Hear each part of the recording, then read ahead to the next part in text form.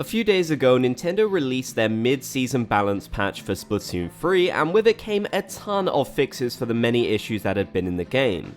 Since everyone's been focusing so much on the balance updates and such, and even fixes to specials like the Super Stamp, they might have forgotten that there was actually a lot of fixes and some really important ones for Salmon Run. In my video about the update, I didn't really get a good chance to go over the fixes and updates for Salmon Run, so I'm going to do that in this video. First, we're going to take a look at two really important fixes in my opinion, and then go over the rest of the patch notes. Sometimes it might have felt like trying to revive a fallen teammate was a big hassle, and it definitely could have been, and now we know why. Nintendo shared that they fixed an issue where player hitboxes in life ring form were smaller than intended. So, we now know that the hitboxes for dead, fallen teammates were not the way they were supposed to be, which definitely caused a lot of issues, and I do feel like since we've gotten this update, people have definitely seen this improvement. I can think of many times where it felt like I was spending way too much time having to revive a fallen teammate. I was firing in their direction, but it just wasn't hitting them, so it's great that they've fixed this issue. I feel like a lot of people had their suspicions that this was a problem before we got this update, so it's good to know that Nintendo has specifically addressed it. This next fix is going to be a joy to hear for so many people, and I was really happy to hear about this one myself. Nintendo has confirmed they've fixed an issue where bombs thrown into a flyfish's weak point would then come out.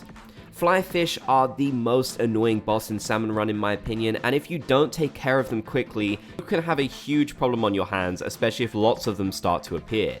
Of course, the flyfish is a boss that you can't just fire your weapon at, you need to use your bombs, and you have to be pretty precise sometimes about where you throw them, especially if the flyfish is in an awkward position. So the fact that sometimes bombs would just drop out of the basket for seemingly no reason was really frustrating and definitely a big problem when trying to kill this boss. That means that sometimes, no matter how good your aim was, those bombs would literally just fall right out and you've got a big problem on your hands. Now, facing off against some flyfish after this patch has launched, I can definitely see the improvement, although it does feel like Nintendo may still have a little bit of work to do with the flyfish. Don't get me wrong, they're not supposed to be easy to take out, but still, I feel like if you're doing everything the way you're supposed to, and it still feels like those bombs aren't really working as they should, then we have problems. I know there's some people who have no problems with the flyfish at all, but there's no denying that a huge portion of the community does see this as their least favorite Salmon Run boss. Maybe a solution would be that bombs would explode automatically when they hit the inside of a flyfish's boxes. It's hard to say if this would make things too easy or not though, so let me know your opinions down in the comments section. As I promised, I'm going to read through all of the other patch notes for the Salmon Run fixes, just so you can be in the loop with everything that has been improved. Fix an issue where player hitboxes in life ring form were smaller than intended. Fix an issue where multiple arrows would appear within the screen if the same player signaled help or this way repeatedly, and made it so that there would be only one arrow from a single player. Fix an issue where a launched umbrella would have a large rebound when making contact near a salmonid's head. Fix an issue where game movements would slow down if a player used a jetpack to reach the top of the egg basket. Fix an issue where bombs thrown into a flyfish's weak point would then come out. Fix an issue where a player attacked by a Moors near the water or a certain terrain would be blown far into the air.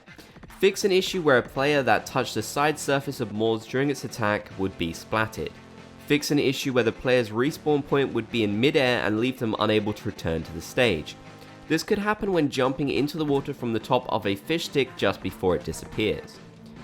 Fix an issue where players could avoid taking damage by jumping when a flip-flopper attacked, regardless of whether they were in the attack area or not. Fix an issue where a slamming lid may have become unable to move if it touched a fish stick. Fixed an issue where a player riding on a slamming lid would rarely be launched far away. Fix an issue where a player would be pushed into stage terrain when attacked by a Kohozuna. Fixed an issue where players could avoid taking damage by jumping when a Kohozuna did its jump attack, regardless of whether they were in the attack area or not. Made it so that Kohozunas will not attempt to do jump attacks against players on top of a fish stick. Fix an issue in the Kohawk charge event where players were unable to mount the cannons. Fix an issue in the Goldie seeking event where a launched umbrella wouldn't activate a gusher it touched. Fixed an issue in the Gorilla event where a Gorilla's red laser sight would not be shown if a player was resurrected by a bomb in the last second before a crew wipe. Fixed an issue in the Mudmouth Eruptions event where players would clip into a mudmouth right before it spawned and be splatted. Fixed an issue in the Giant Tornado event when playing in a bad communications environment where a box containing golden eggs wouldn't appear or be positioned as intended. Fix an issue where players would not be able to get their special badge upon arriving at an extra wave at max hazard level. Fix an issue where players would not be able to receive Grizzco points correctly when the shift schedule was updated while playing a job. Fix an issue when reporting a player from the Grizzco terminal where their number of delivery assists was not shown correctly. Fix an issue where simultaneously pressing certain buttons at the reward pickup window would cause the game to crash. So yes, tons and tons of fixes for Salmon Run, which is really great to see. The mode is honestly my favorite in Splatoon, it always has been since 2. Let me know what your favorite fix is, and have you noticed any other Salmon Run issues that Nintendo needs to address as soon as possible? I'd love to hear your thoughts. If you made it to the end, be sure to comment Splat Gang down below so I know that you did. If you enjoyed, be sure to leave a like, and if you haven't already, be sure to consider subscribing and turn on channel notifications for more videos.